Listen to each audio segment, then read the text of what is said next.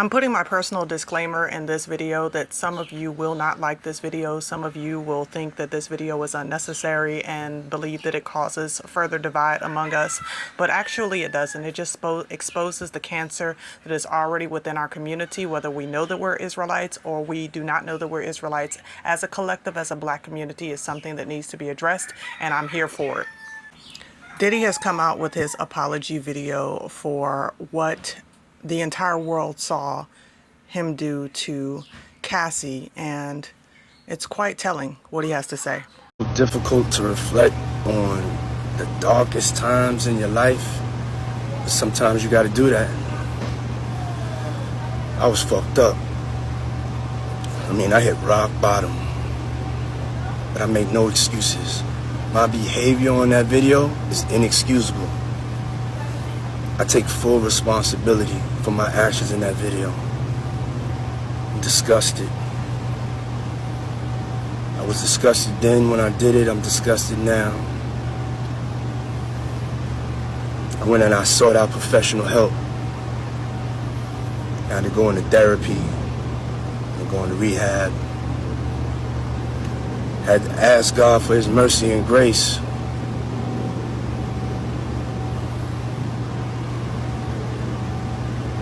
I'm so sorry. But I'm committed to be a better man each and every day. I'm not asking for forgiveness. I'm truly sorry. Now, what's very telling about the apology video is that back in December 2023, these are the words that he wrote concerning the allegations that Cassie originally made about him and his conduct. Enough is enough. For the last couple of weeks, I have sat silently and watched people try to assassinate my character, destroy my reputation, and my legacy. Sickening allegations have been made against me by individuals looking for a quick payday. Let me be absolutely clear. I did not do any of the awful things being alleged. I will fight for my name, my family, and for the truth. Sean Diddy Combs. So after this is released,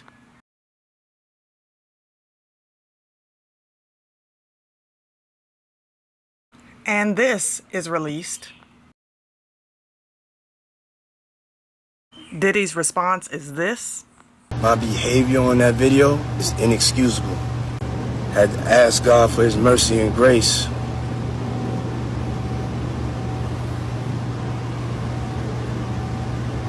I'm so sorry. So there are people within our community that really don't like the fact that I address situations like this. There are people who believe that we are supposed to bury our heads in the sand because this is the world's issues. This is not the issues of our people, or why is it that the video was released 7-8 years later, and not only now, what is the agenda behind this? As though we don't know that the powers that should not be always have agendas for why it is that they do what they do. But I spoke on this probably about a week and a half ago, addressing the issue of the expectation of degeneracy within our community.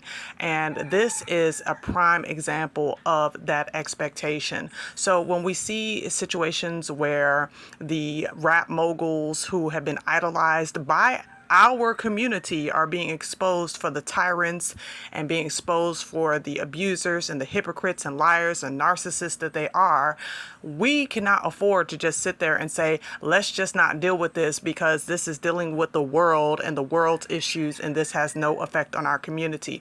You are absolutely 100% kidding yourself if you believe that this situation that Diddy has found himself in has nothing to do with our community, even down to his very language.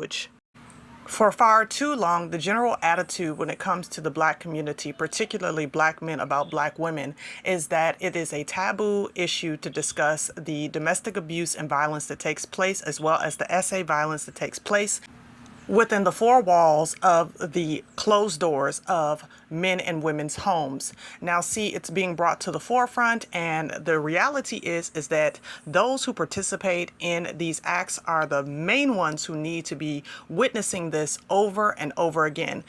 You see, as you are putting your hands on your wife, on your girlfriend, on your children in an inappropriate way and causing harm to them, this is what you really look like. You really look like someone who is unstable. You look like someone who is a monster and a criminal who should be locked behind bars and the keys to be thrown away. Too many of our people are suffering. They are suffering in the dark and they are suffering in silence. And it is something that, because it has been a taboo subject for such a long time, it is something that unfortunately has continued to happen generation after generation. And you heard the words of Diddy himself, where he initially vehemently denied any wrongdoing, and was told and was telling the entire public that he was innocent and he was being labeled for something that he did not do.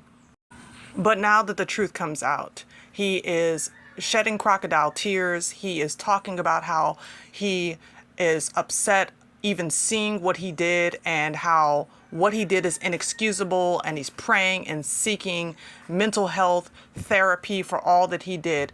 See, this is the exact playbook of those who participate in domestic violence. Once they are caught, once they are found out, then they give a pseudo apology, but it is never really authentic. It is not coming from a place of authenticity, because they themselves have not gone through the experience of the pain that they cause to others.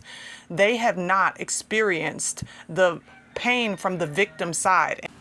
Their hearts are hardened, and it's oftentimes due to the fact that they have witnessed this type of abuse happen at the hands of their fathers and their uncles and their brothers and their cousins, and it's been excused, and it's been made to seem like this is just the male patriarchy, and this is allowed because they are the dominant in society. For the past few months, I've had a domestic violence restraining order on my child's father, and despite that being granted, they still made me co-parent with him. I asked for supervised visitation and exchanges, and the judge denied me and then looked at my child's father and said, "I hope you don't make me regret this decision." Well, on Friday at drop-off at a police station, my child's father went off on me. The video's on my page. So I immediately called the police after that, and they told me it takes 48 to 72 hours for the DA to see if they're going to press charges or not. It is Wednesday. 5 days later, I knew they probably didn't work on the weekend, so I did not call on Monday. So it is Wednesday. I just called today. I called the DA's office, and they haven't received anything. So I called the police station, and they tell me that they're understaffed. So it's going to take a week or two for them to get it to the DA. And he threatened my life. I sent them video evidence. So I asked, like, is this how you treat, like, all domestic violence cases? Like, he broke the restraining order by threatening my life multiple times, and they still made me do pick up with him on Sunday. There were no police officers available, so they just turned the camera on me to make sure I was okay, and he still threatened my life, but you couldn't hear that through the camera. I feel like nobody is taking me seriously. He knows where I live, what I drive, where my family lives. And to, like, top it all off, on Friday when I called the police officer, he asked me, can he call my baby daddy to get his side of the story, and would he cooperate? I said no, because I'm scared for my safety, and he knows where I live. And you know what that officer did? Still called my baby daddy. This system is disgusting. All the cop could advise me to do today was to actually wait for a cop to do drop-off next time. And I said, no, I'm not doing drop-offs ever again. I'm literally scared for my life, and people are taking it as a fucking joke. This woman's situation is one of the countless situations that happen to many, many, many of our women. And not just our women, because our women are not the only ones to experience domestic violence or emotional abuse or any of those toxic things that society has normalized. But the truth is that so many of our women in particular are impacted, whether they're on the level of superstardom or they're on the level of just being an average everyday woman. It was a weird, confusing space to be in, because as angry as I was, as angry and hurt and betrayed, I just felt like he made that mistake because he needed help, and like, who's gonna help him? Nobody's gonna say he needs help. Everybody's gonna say he's a monster without looking at the source. And I was more concerned about him.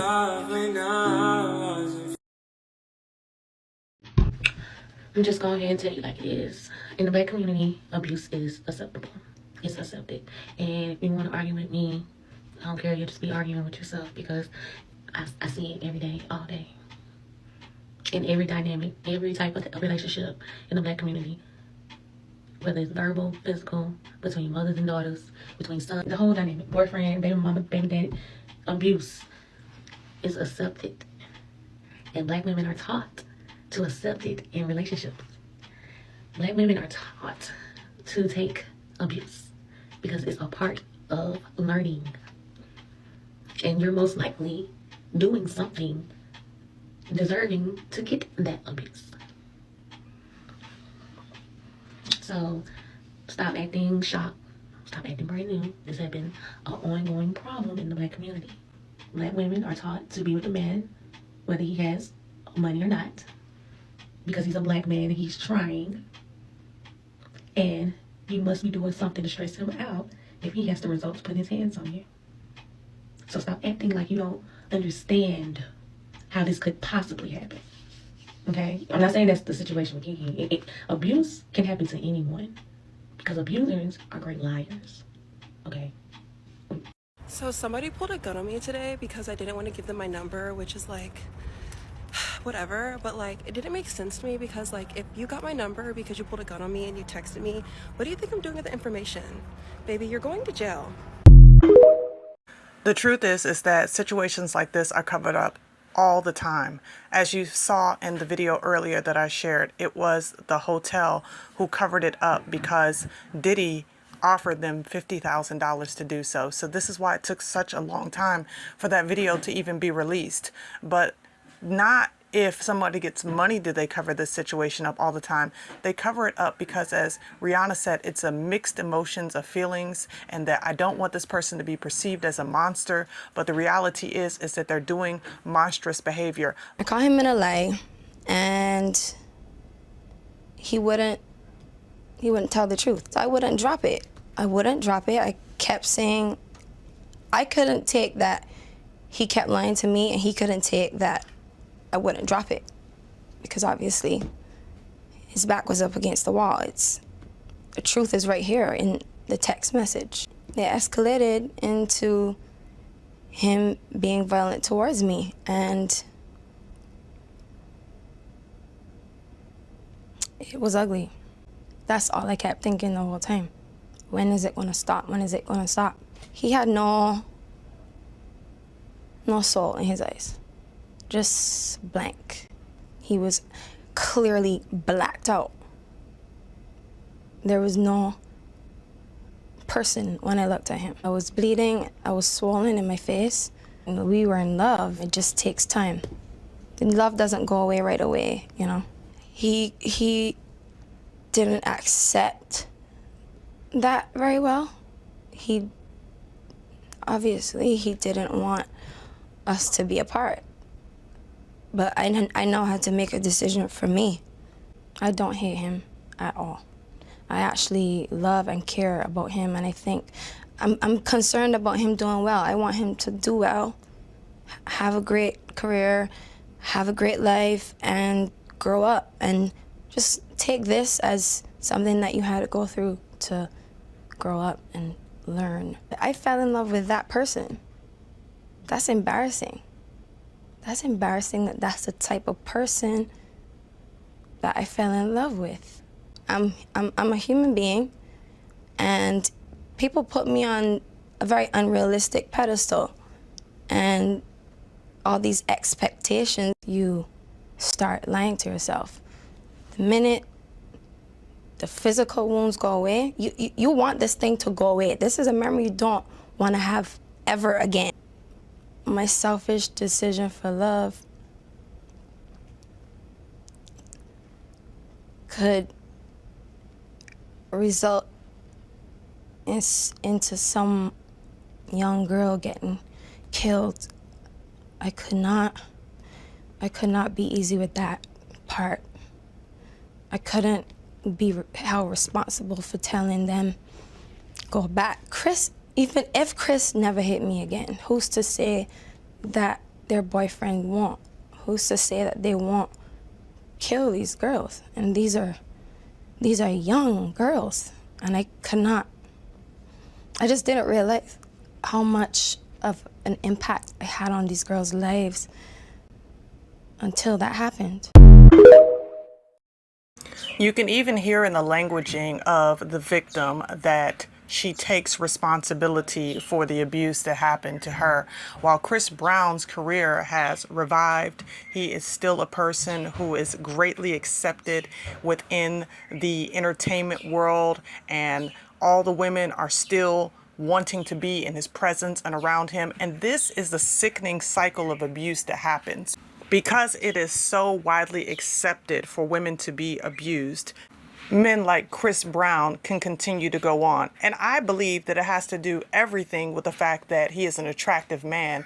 And because he's an attractive man, he is allowed to continue to go on because women have been trained to look past the offenses of men who are attractive and accept them and forgive them. Whereas somebody like Diddy, he might have a harder time. But whether it is Diddy or Chris Brown or any other man of stature or man without stature, the realities of abuse in the form of domestic violence, sexual abuse, emotional abuse, or anything that is done against a black woman, it is still something that must be addressed. It is something that must be repented of, and with real repentance, not a fake apology just because you were exposed to the international world. These men should be locked up. This crime should be taken more seriously and with a heavier hand, and should not be taboo in society, because the damage it causes is not just physical, it can literally take a life.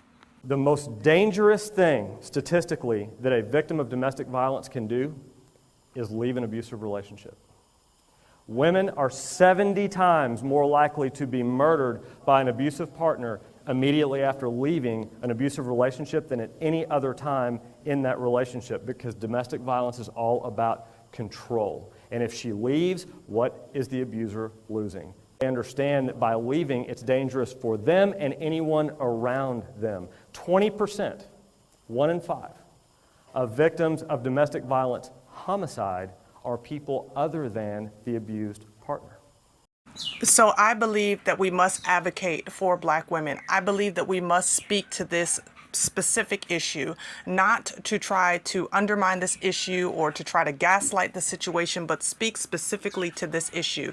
Because even whether it's in the diaspora among Israelites, or whether it is on the continent among Israelites or Hamites, the abuse of black women by the hands of black men is absolutely out of control. And the fact that it is normalized is something that we should all be absolutely disgusted with. The fact that black women can go to the continent looking for reprieve from the system of white supremacy in the West and find their lives deleted at the hands of a black man on the continent, and told that they need to get themselves in line to the continental traditions and not come with their Western ideals, is an excuse that is made, and a poor one that is made, to continue on with the domestic violence against black women. It is not something that pleases the Most High, and as a community, we must rise up and stand against all forms of abuse. I believe that it is the job of black men to stand up and speak to one another and correct one another, and to not hide and protect one another when you know that this type of criminal behavior is going on. I believe that it is the job of black men to stand up for the women in their lives, the mothers, the daughters, the aunties, the cousins in their lives, as well as the friends, and speak to another black man. And even if it requires that he puts his hands on him to do so, to keep that woman protected, be willing to do so. Why? Because if no one is going to stand up for us, then we are going to continue to see the cycle of degradation and degeneracy within our community. Well, that's all I have to say about this subject. I definitely want to know what you think, so please let me know in the comment section below. Thank you so much for watching. As always, I ask you to like, share, support, and subscribe. If you want to continue to see great content like this coming out, definitely support this platform. You can do so by way of Cash App, PayPal, super thanks. And as always, thank you so much. And until next time, Yah bless. Protect black women because you love black women. Protect them because you love them. That's what makes that protection, that advocacy, that challenging of norms that harm black women, that's what makes that protection sustainable. Black women owe you no servitude or docility or submission in order to earn your protection. Protect black women because you love them. And when you understand that love liberates, that it doesn't bind or restrict, that it welcomes growth and multidimensionality, that it empowers and not controls, well, there you are. Thank you for listening, and as always, like and follow for more content.